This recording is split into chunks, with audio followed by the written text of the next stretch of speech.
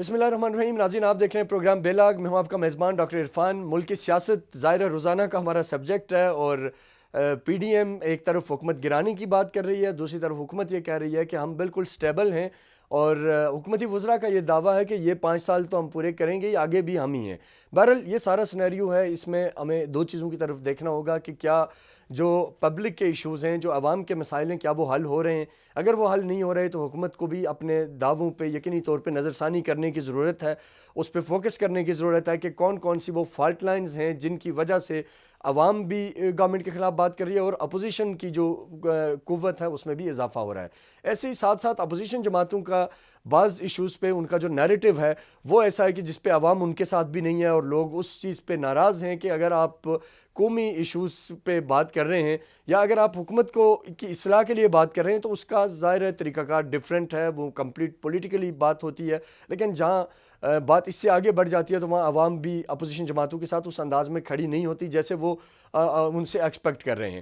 اس سارے معاملے میں جو ایک مثبت پہلو ہے وہ یہ ہے کہ ہم نے دیکھا کہ پی ایم ایل فنکشنل کے جو سیکرٹری جنرل ہیں محمد علی دورانی صاحب, وہ اس پروسیس میں ایک میڈیٹر کا رول پلے کر رہے ہیں, اور وہ یہ کوشش کر رہے ہیں کہ وہ اپوزیشن لیڈرز سے بات کریں, پی ڈی ایم کے رہنماؤں سے بات کریں, اور پھر گورنمنٹ کے لوگوں سے بات کر کے کسی درمیانی راستے کا انتخاب کیا جائے, تاکہ جو اپوزیشن کا سٹانس ہے کہ حکومت کو گھر بھیجا جائے, اسی طریقے سے جو حکومت کا موقف ہے کہ ہم اپوزیشن کے کسی بات کو ماننے کو تیار نہیں ہیں. تو ان دونوں صورتحال میں یقینی طور پہ صورتحال سنگین ہوتی جا رہی ہے, لیکن اس میں جو درمیانہ راستہ جس کے لیے محمد علی دورانی صاحب ایفرٹ کر رہے ہیں یقینی طور پہ وہ بڑا اہم ہے, اور اس سے ہی میں سمجھتا ہوں کہ چیزوں کی طرف کوئی بہتری کا راستہ نکل آئے گا. اب سوال یہ پیدا ہوتا ہے کہ محمد علی دورانی صاحب یہ ساری چیزیں کیوں کر رہے ہیں, ان کے پاس جو مینڈیٹ ہے وہ کس کا ہے, کس نے انہیں یہ ڈیوٹی لگائی ہے کہ آپ جائیں اور یہ ساری چیزیں کریں, اور اس کا آؤٹ کم کیا ہوگا. یہ وہ سوالات ہیں جن کا جواب یقینی طور پہ عوام بھی جاننا چاہتی ہے, ہم بھی جاننا چاہتے ہیں, اور یہ جواب صرف اور صرف محمد علی دورانی صاحب ہی دے سکتے ہیں. لہٰذا ایک چھوٹا سا بریک لیں گے, بریک کے بعد جب ہم واپس آئیں گے تو ہمارے ساتھ محمد علی دورانی صاحب ہوں گے جن سے ہم ان سارے سوالوں کا جواب لیں گے, اور یہ جاننے کی کوشش کریں گے کہ جو پروسیس وہ کر رہے ہیں اس میں امید کتنی ہے, کتنے امکانات ہیں کہ پوائنٹ آف نو ریٹرن پہ کھڑی اپوزیشن گورنمنٹ کے ساتھ بیٹھے گی, اور گورنمنٹ جو ظاہر دعوے کر رہی ہے کہ ہم کسی کو بھی نہیں چھوڑیں گے, ہم سب کو جیلوں میں بھیجیں گے, وہ بھی کسی درمیانے راستے کے لیے ایگری ہوگی. اس ساری چیزوں پہ ہم بات کرتے ہیں دورانی صاحب کے ساتھ ایک شارٹ سے بریک کے بعد.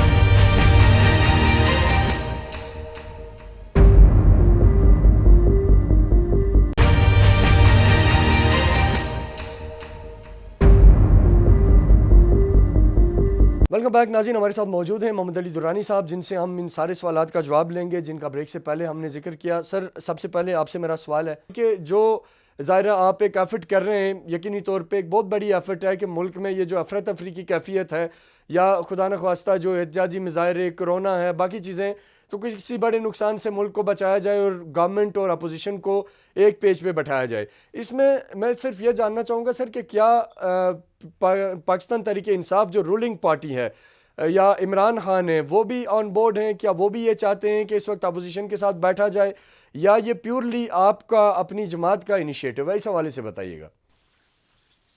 بسم اللہ الرحمن الرحیم. ڈاکٹر صاحب بہت شکریہ. دیکھیں ڈاکٹر صاحب, جہاں تک یہ جو ایجنڈا ہے جس کو لے کے میں چل رہا ہوں اپنی پارٹی کے بہاف پہ اور پیر صاحب پگاڑا کے بہاف پہ, وہ بیسیکلی ہماری نظر میں قومی ایجنڈا ہے, اور یہ پاکستان کے عوام کی خواہش ہے. یہ اس وقت ملک کو آگے بڑھانے کا تقاضا ہے. یہ اس وقت جو ہے جو چیلنجز پاکستان کو درپیش ہیں ان کا مقابلہ کرنے کا طریقہ ہے. اس لیے اس کو ہم لے کے چلے ہیں. ہمیں پتہ ہے کہ اس وقت گورنمنٹ کا موقف بھی شدت پسند کافی شدید ہے, اور اپوزیشن کا موقف بھی ان کے ریفرنس سے شدید ہے. اس لیے ہم کسی کا ایجنڈا اٹھانے کے بجائے ہم نے قومی ایجنڈا اٹھانے کا فیصلہ کیا, تاکہ دونوں اینڈز کو قریب لا کے کسی پازیٹیو سمت میں انہیں آگے بڑھایا جائے.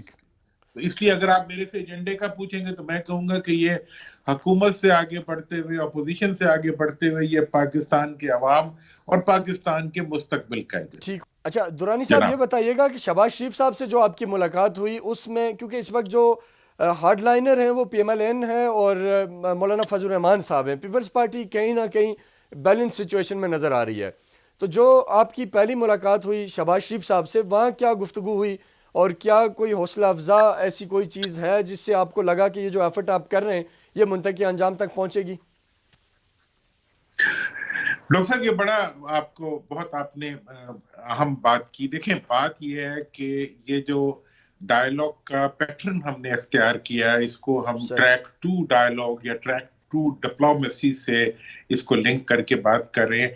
اس میں بہت سی ہمیں آسانیاں ہیں ٹھیک. کہ ہم ڈائلاگ کو بہت زیادہ اس کے ایجنڈے کو اور اس کی فارمیلٹیز میں پڑھنے کے بجائے ہم ڈائریکٹ ڈائلاگ کا آغاز کرتے ہیں.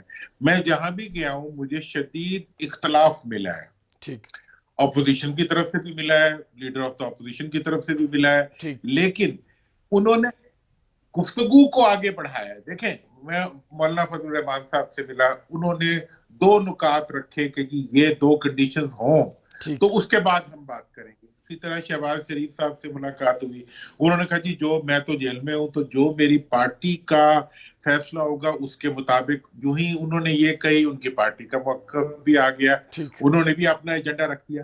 میں یہ سمجھتا ہوں کہ دنیا کا کوئی ڈائلاگ جو ہے وہ اتفاق سے تو شروع نہیں ہوتا، ٹھیک بات ہے. اختلاف سے ہی شروع ہوتا ہے نا. ڈیفینیٹلی آف دیکھیں نا کورس. جی، جب 2 جنگوں میں ملوث ملک بھی آپس میں آمنے سامنے بیٹھتے ہیں تو وہ شدت کے پوائنٹس پہ بیٹھ کے جب وہ بات کرتے ہیں تو اس کے بعد جب بات ان کی آگے بڑھتی ہے تو اس میں سے کوئی احترام کے راستے نکل آتے ہیں. بین ہی ہم یہ سمجھتے ہیں کہ جو اختلاف ہے اس کا اظہار جو ہے اور اختلاف کا احترام. دیکھیں میرا کام یہ ہے کہ میں نے آج تک کسی اختلاف کرنے والے کے اختلاف کو چیلنج نہیں کیا.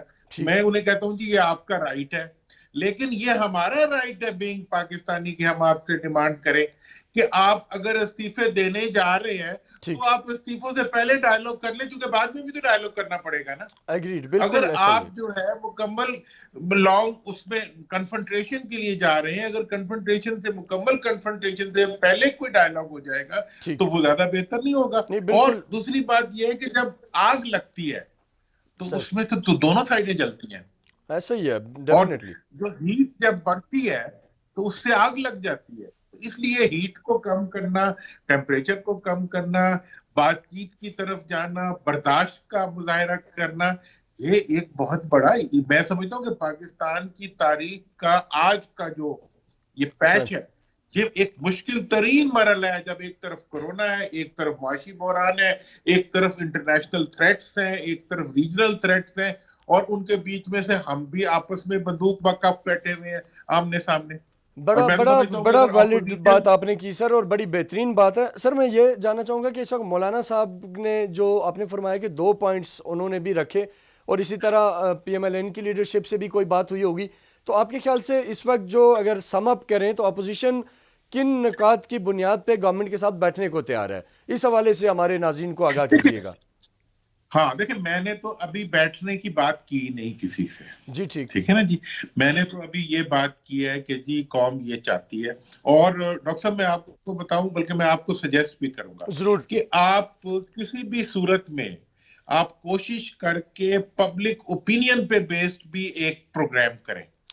کل ایک ہمارے ایک چینل کے دوست آئے ہوئے تھے، انہوں نے میں نے انہیں کہا، اس کے بعد وہ سیدھے ہی نکل کے پبلک میں جتنے کومنٹس لیے انہوں نے. ڈاکٹر صاحب انٹرسٹنگلی ہر ایک نے کہا جی کہ ڈائلاگ ہونا چاہیے، لڑن سے تو کچھ نہیں بنتا. بہترین سر، ہم بھی اس پہ کریں گے شو، بالکل کریں گے. یہ آپ نے بڑی بہترین بات کی ہے سر. میں ضرور سجیسٹ کروں گا. اور پتہ ہے یہ اٹس اے نیشنل سروس. مجھے لوگ کہہ رہے تھے کہ آپ کے پاس مینڈیٹ کس کا ہے؟ میں نے کہا میرے پاس مینڈیٹ پبلک کا ہے، میرے پاس میرے ملک کی بہتری کا مینڈیٹ ہے، میرے پاس میرے بچوں کے روشن مستقبل کا مینڈیٹ ہے.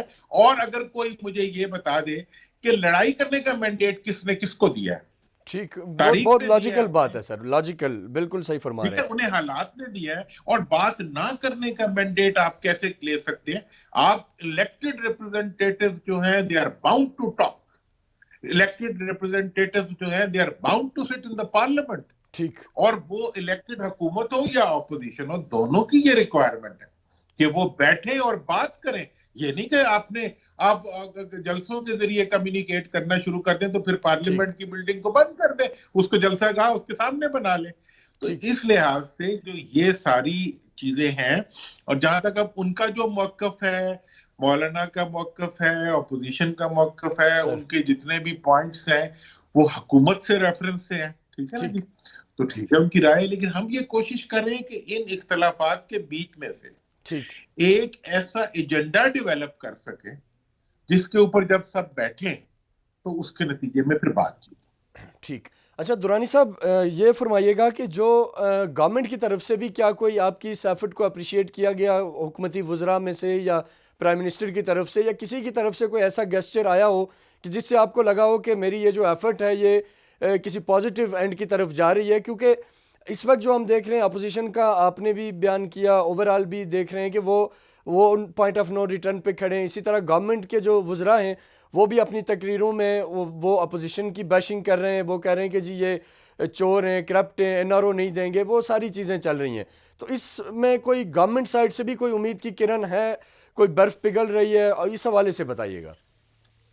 ڈاکٹر صاحب دیکھیں، مجھے تو نہ گورنمنٹ کی اپریسیشن چاہیے نہ اپوزیشن کی چاہیے. ٹھیک اگر میں گورنمنٹ کی اپریسیشن لیتا ہوں میں اپوزیشن کے لیے ریٹنڈنٹ ہو جاتا ہوں، اگر اپوزیشن کی لیتا ہوں تو گورنمنٹ کے لیے ٹھیک بات ریٹنڈنٹ. ہے. مجھے تو صرف پاکستان کے عوام کی اور آپ کی اپریسیشن چاہیے، ٹھیک میڈیا کی اپریسیشن چاہیے، مجھے آپ کی سپورٹ چاہیے، کیونکہ دیکھیں میرا ایجنڈا جو ہے وہ میری ذات سے نہیں نکلتا. ٹھیک بات ہے. حکمران ہو یا اپوزیشن ہو، ان کے ایجنڈے جو ہوتے ہیں وہ ان کے پارٹی، ان کے گروپ، ان کے ذات کے مفادات کے گرد بھی گھوم رہے ہوتے ہیں.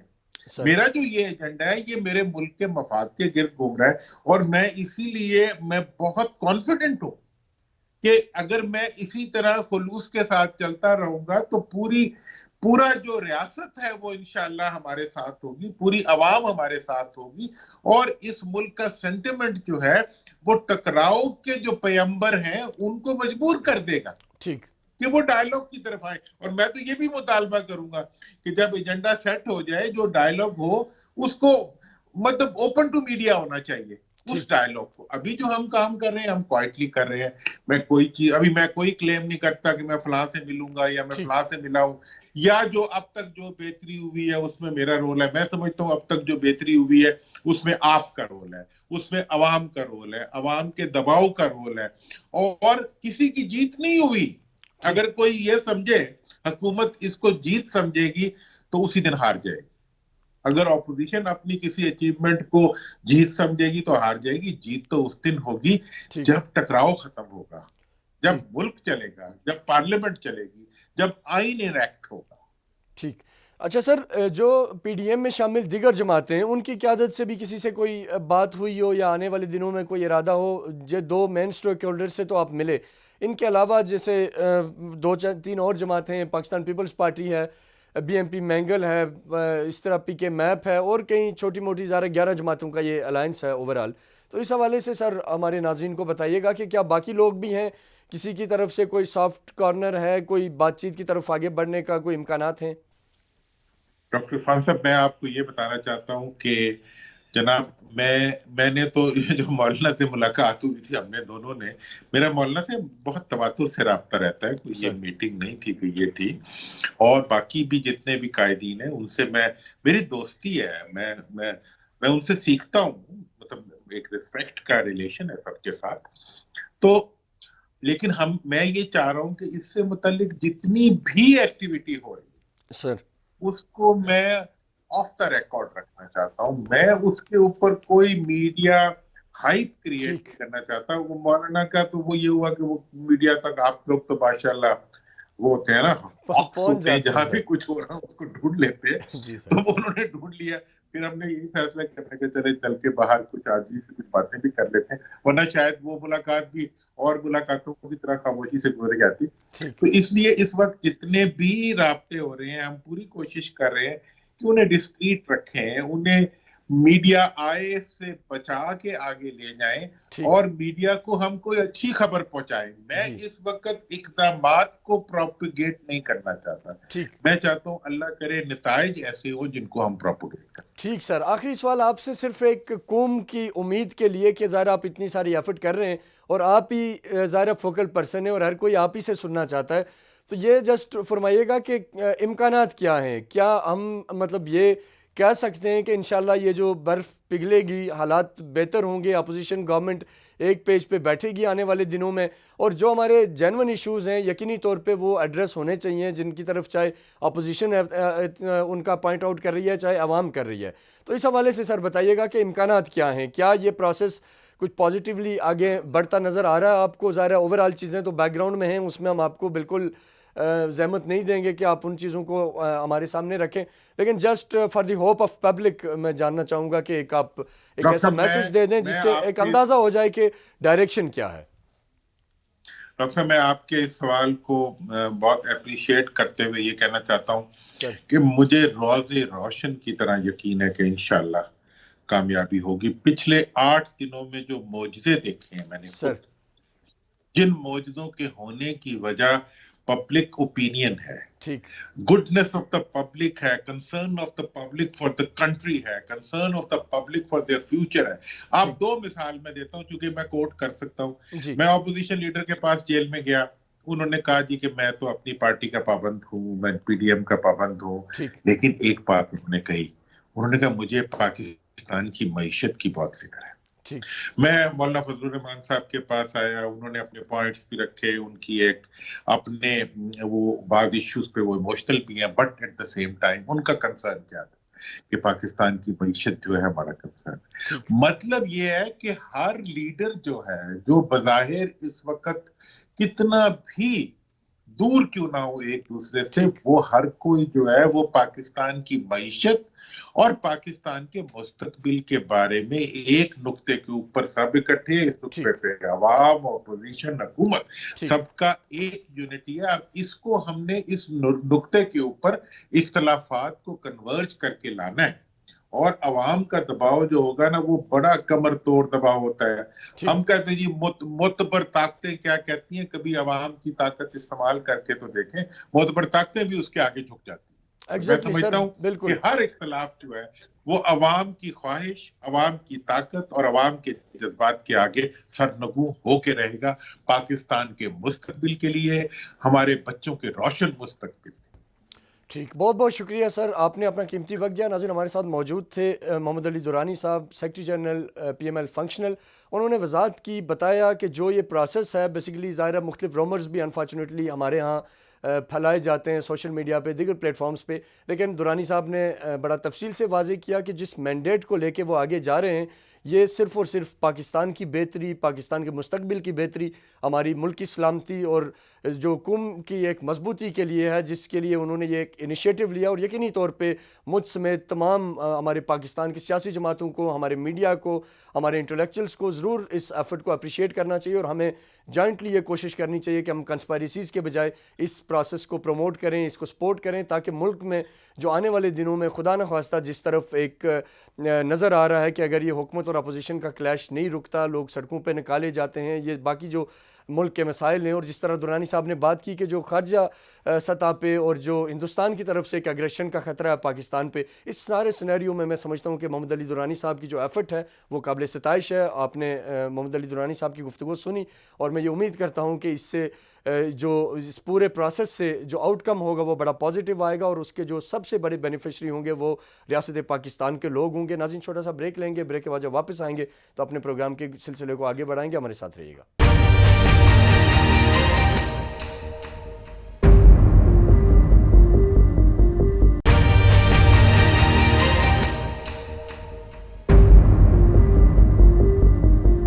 ویلکم بیک ناظرین. بریک پہ جانے سے پہلے ہم نے جو بات کی حکومت اور اپوزیشن کے درمیان جو ایک سر جنگ ہے جس میں اپوزیشن مظاہرے کر رہی ہے، حکومت دعوے کر رہی ہے کہ ہم سٹیبل ہیں، ہمیں کوئی خطرہ نہیں ہے، اور اپوزیشن کے یہ کلیم ہے کہ حکومت کو ہم جلد گھر بھیجنے والے ہیں. بہرحال اس کے بعد اب جو جس سیگمنٹ کی طرف ہم آئیں گے بڑی امپورٹنٹ چیز ہے، اور یہ پچھلے کئی دنوں سے نیشنل اور انٹرنیشنل میڈیا میں زیر بحث ہے. معاملہ پاکستان کا ہے، اور ظاہری بات ہے آپ کا اور ہمارا سب کا فرض ہے کہ ہم اس پہ جو کلیئر پکچر ہے وہ دنیا کے سامنے رکھیں. بلوچستان سے تعلق رکھنے والی کریمہ بلوچ جو کہ بیسیکلی سب نیشنلسٹ تھیں، اور 2015 میں وہ پاکستان سے کینیڈا چلی گئیں، اور وہاں ان کی آپ کے علم میں ہے کہ گزشتہ ہفتے ان کی ڈیڈ باڈی ملی ٹورنٹو میں، اور اس کے بعد ایک بحث چھڑ گئی کہ ان کو کچھ لوگ یہ کہہ رہے ہیں کہ انہیں قتل کیا گیا، اور جبکہ کینیڈین پولیس کا جو موقف ہے کہ ان کی جو ڈیتھ ہے اس میں کوئی کرمنل ایکٹ نظر نہیں آ رہا، وہ ایک قدرتی موت مری ہیں۔ لیکن اس کے باوجود بہرحال پاکستان میں اور دنیا بھر میں دو طرح کے تجزیے آ رہے ہیں، دو طرح کی باتیں ہو رہی ہیں۔ کل کوئٹہ میں گزشتہ روز بھی مظاہرہ ہوا جس میں یہ بات کی گئی، لوگوں نے کہا کہ جی یہ جو کریمہ بلوچ کی جو ڈیتھ ہے وہ نیچرل ہے اور اس میں ریاست پاکستان کو ملائن نہ کیا جائے، اس کو انوالو نہ کیا جائے۔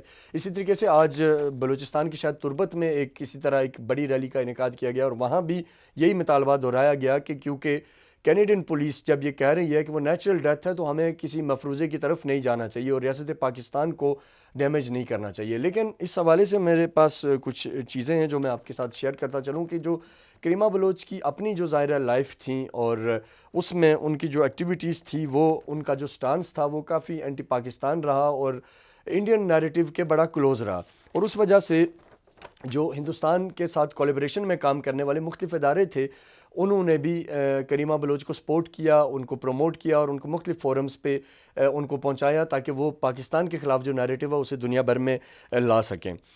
پچھلے دنوں آپ کو علم میں ہے کہ یورپین یونین ڈس انفو لیب نے کلیئرلی اپنی رپورٹ میں مینشن کیا کہ کریمہ بلوچ انڈین نیریٹو پہ کام کرنے والی جو آرگنائزیشنز ہیں ان کے ساتھ ان کی کولیبریشن ہے، ان کے ساتھ مل کے کام کرتی ہیں، اور اس میں ایک فورم جو ساتھ کے نام سے ہے جس کو حسین حقانی رن کر رہے ہیں، اس کا بھی ذکر کیا گیا کہ وہ ان کی بیسیکلی سربراہی میں کریمہ بلوچ اینٹی پاکستان سینٹیمنٹس کو دنیا بھر میں پروموٹ کرنے کی کوشش کر رہی ہیں، اور پاکستان کی ریاست پاکستان کے خلاف اور افواج پاکستان کے خلاف بیسیکلی جو پروپیگنڈا ہے اس میں کریمہ بلوچ صف اول میں ہے۔ اب جب ان کی ڈیڈ باڈی ملی، ان کی جب ڈیتھ ہوئی، تو اس کے بعد رشین ایک جرنلسٹ ہیں مائیکل بورس نے ٹویٹ کیا اور انہوں نے یہ کہا کہ انڈیا اب کیونکہ ایکسپوز ہو رہا ہے اور دنیا بھر میں یہ چیز ایکسپوز ہو گئی ہے کہ انڈیا کا جو نیٹ ورک ہے وہ پاکستان کے خلاف مس پرسیپشن بنانے میں اور فیک نیریٹو بنانے میں کام کر رہا ہے، اور اس میں جن شخصیات کا حصہ ہے جیسے کریمہ بلوچ ہیں، جس طرح دیگر لوگ ہیں، تو جو بورس ہیں مائیکل بورس، انہوں نے یہ کہا، رشین جرنلسٹ ہیں، کہ اب کیونکہ انڈیا کو پتہ لگ چکا ہے کہ ان کے جو ایسٹ ہیں وہ ایکسپوز ہو رہے ہیں، تو انڈیا اب اپنے ہی میس کو خود کلین کر رہا ہے، یعنی اپنے لوگوں کو خود مار رہا ہے جو اس کے لیے استعمال ہوئے۔ اور کریمہ بلوچ کا آپ سارے لوگ جانتے ہیں کہ انہوں نے نریندر مودی کو جو ہندوستان کا ایک جو راکھی ڈے ہوتا ہے جس دن راکھی باندھتے ہیں، اس دن پہ بڑی ویل وشز کا بھی اظہار کیا تھا اور یہ بھی کہا تھا کہ ہم مودی کو انہوں نے اپنا بھائی کہا تھا۔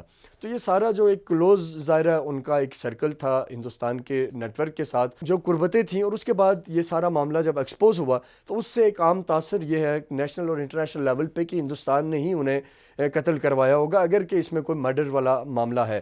لیکن جو ظاہرہ انٹرنیشنل جرنلسٹ ہیں مائیکل بورس جیسے میں نے ذکر کیا، اور اس کے علاوہ دیگر لوگ ہیں، ان کا یہی ہے کہ یہ ہندوستان ہی اس وجہ سے یہ کر سکتا ہے کیونکہ انڈیا کو یہ خطرہ ہے کہ اس کے ایسٹ اب ظاہرہ ایکسپوز ہو رہے ہیں، اور اگر ان کیس آگے فیوچر میں وہ کسی انٹرنیشنل انویسٹیگیشن ایجنسی کے ہاتھ لگتے ہیں، ان سے کوئی انویسٹیگیشن ہوتی ہے، تو جو ہندوستان کا پاکستان کو ڈسٹیبل کرنے کا پلان ہے، جو سوشل میڈیا پہ فیک انفارمیشن کا ایک پورا نیٹ ورک ہے، اور اس کے علاوہ جو دہشت گردی کو براہ راست جو انڈیا نے فنڈنگ کی ہے، تو یہ ساری چیزیں ایک لیول تک تو ایکسپوز ہو چکی ہیں کہ مزید ایکسپوز ہونے کا خطرہ تھا۔ اس لیے شاید یہ کہا جا رہا ہے کہ کریمہ بلوچ کی ڈیتھ کے پیچھے را کا ہاتھ ہے۔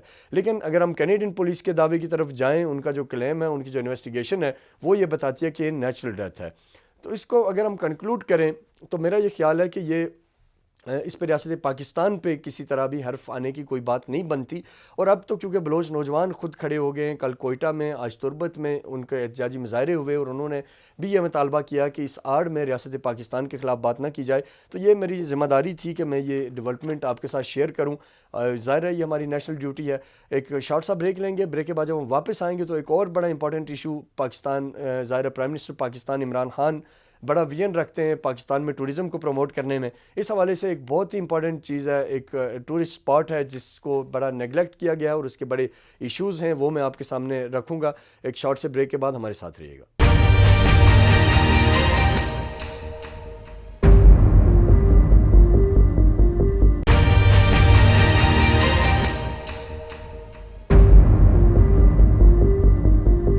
ویلکم بیک ناظرین، پروگرام کے آخری حصے کی طرف بڑھتے ہیں۔ آج آخری حصے میں جس موضوع کی طرف آپ کی توجہ دلاؤں گا، وزیر اعظم پاکستان عمران خان پاکستان میں ٹورزم کے فروغ کے لیے بات کرتے رہے ہمیشہ سے، ان کا ویژن بھی ہے، انہوں نے بڑی کوششیں بھی کی ہیں۔ آج جس اسپاٹ کی طرف میں حکومت اور حکام بالا کی توجہ دلانا چاہوں گا، آزاد کشمیر کے علاقے راولہ کوٹ میں تولی پیر کے نام سے ایک سیاحتی مقام ہے، جہاں پورے پاکستان سے سالانہ بڑی تعداد میں ٹورسٹ وہاں آتے ہیں۔ لیکن وہاں کا ایک بڑا جو امپورٹنٹ اور بڑا اہم مسئلہ ہے اس کی کنیکٹیویٹی کا، کہ جو راولہ کوٹ سے تولی پیر کو جو روڈ کنیکٹ کرتی ہے اس کی خستہ حالی، اس کا سنگل ہونا، اس کا انتہائی وہ 12 فٹ تقریباً اس وقت ہے، جس کی وجہ سے جو ٹورسٹ فلو ہے اسے بڑی دشواری کا سامنا کرنا پڑتا ہے۔ ایکسیڈنٹ ہوتے ہیں جس میں انتہائی قیمتی جانوں کا ضیاع ہوتا ہے۔ اس حوالے سے ایک ڈیولپمنٹ ہوئی، موجودہ وزیر اعظم آزاد کشمیر جناب راجہ فاروق حیدر صاحب نے اس کا ایک اعلان کیا وہاں اہل علاقہ کے موجودگی میں، کہ وہ اس سڑک کی جو تعمیر ہے اسے 24 فٹ بنائیں گے۔ اس حوالے سے ابتدائی طور پہ ایک PC1 بھی تیار کیا گیا اور ایک تعمیراتی کمپنی کو کنٹریکٹ بھی دیا گیا۔